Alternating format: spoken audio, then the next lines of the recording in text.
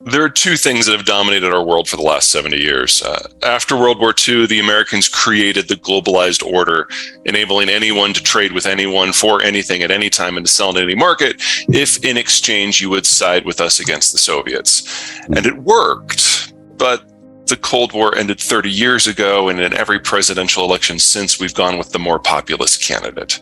So that's not an aberration, that's a trend. We're done. Mm-hmm. And then second, when globalization happened, it enabled the spread of capital and technology to every corner of the world. And people started moving off subsistence farms and into the cities to take manufacturing and service jobs. You do that for 70 years and it changes everything about how you live. Most notably, when you're on the farm, kids are free labor, so you have a lot.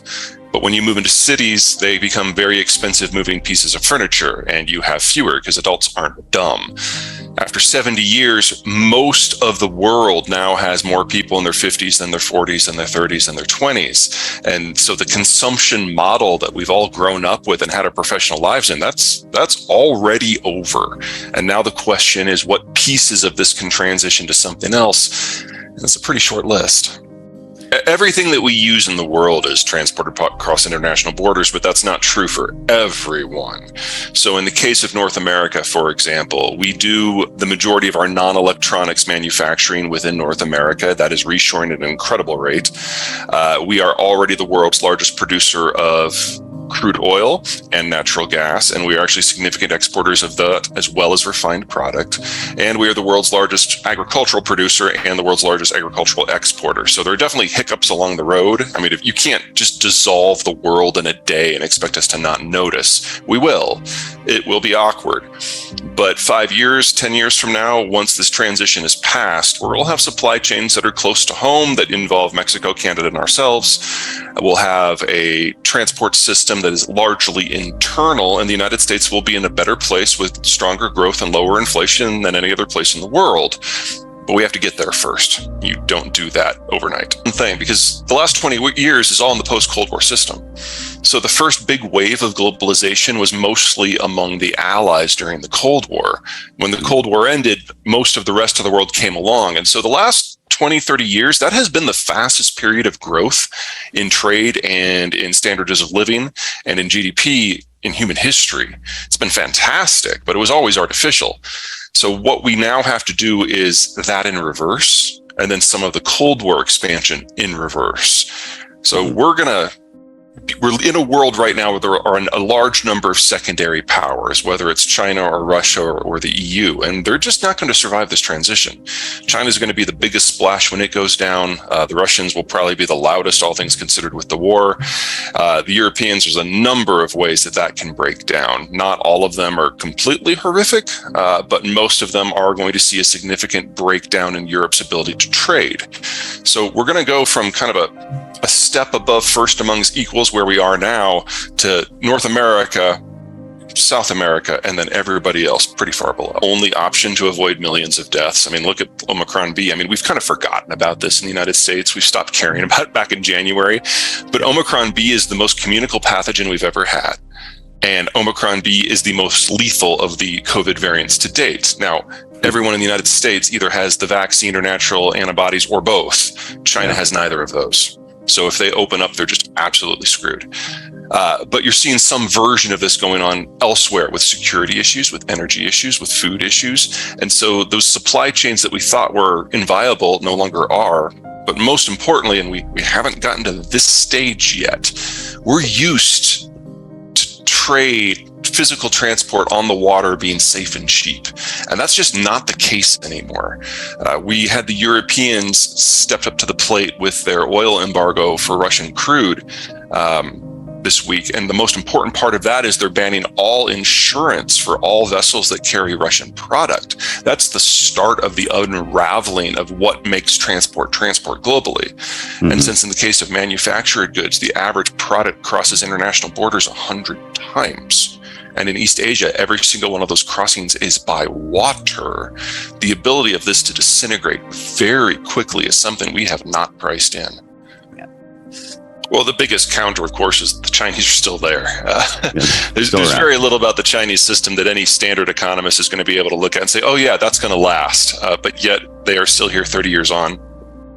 The issue to watch with China now is that their labor costs have increased at a faster clip than at any time in history in any country, including the Black Death. They're now at about 14 or 15 times the labor costs that they had back in 1999, but their labor productivity has only gone up by a factor of 2 or 3.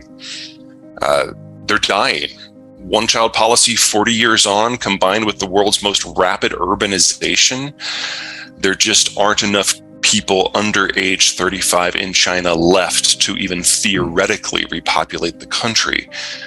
And if the more recent data that's come out of the Chinese census is accurate, they overcounted their population in excess of 100 million people, most of whom would have been women. So we were already looking at one of the 2 or 3 most fastest aging countries in the world before this. Now they're on a completely different scale. And even with the old data, the younger data, they aged past the United States back in 2017. So we're looking at a country that is going from pre-industrial standards of subsistence agriculture to a complete post-industrial collapse within a lifetime with 20 years to spare. For people. Well, let's start with the second piece there. Chinese history is replete with examples of how it can all go to hell in a very short period of time. So I am not making a prediction on specifically how it will go down. There are just too many paths forward. Sometimes it is overnight. Sometimes it's over a year. Sometimes it's over a generation. Demographics gives us a hard stop of 10 years. So it's between now and then on some sort of time frame. Soon. Yeah, it's very, very soon. Geopolitically speaking, this is practically a blink in an eye. Demographically speaking as well. But let's talk about that finance model, because that kind of puts to pain the entire idea that the Chinese are good planners. They're really not. The whole idea of the Asian financial model is that capital, cash, whatever it happens to be, is a good of the state. It exists to serve political purposes, not economic ones. So in the United States, if you take out a loan, you have to show a business plan, you have to offer collateral, and if you don't follow your plan or if you don't pay back your loan, you lose your collateral. This is what we consider normal. That is not how it works in China. In China, you have to show your employment plan. And if you can guarantee a large number of people will be working at a job, regardless of what that job does, you get money, because it's all about preventing large groups of workers from going on long walks together. Development from an American point of view is about building infrastructure, building productive capacity, serving a market, growing the business. In China, it's about achieving strategic goals, making sure that the population doesn't rebel, making sure they can dominate specific industries, not on efficiency or on cost, but simply because of mass output. So they put a lot of cash into industrial plant, not to produce anything in particular, just to produce a lot of stuff. And this is one of the many ways that the Chinese ended up going from being a backwards country to producing more steel and more cement than the rest of the world combined as recently as 7 years ago. And then they just have to dump it on the international market because there's not even a capacity in China to absorb it all. That's incidentally one of the reasons why One Belt, One Road is out there. It's a product disposal program. Yeah, product disposal program. There we go. Yeah. Too many words too early in the morning. Moving forward, you can apply this to every sector of the Chinese system. And in the sectors where the Chinese are not as productive, they have to put more and more cash behind it, and it's more and more wasteful. So the overall sector that is most exposed to this sort of financing is agriculture. Chinese land writ large is only about 1/5 the productivity of the global average. So they have to put in scads more, in case of some fertilizers, 5 and 6 times as much to get the same amount of calories out.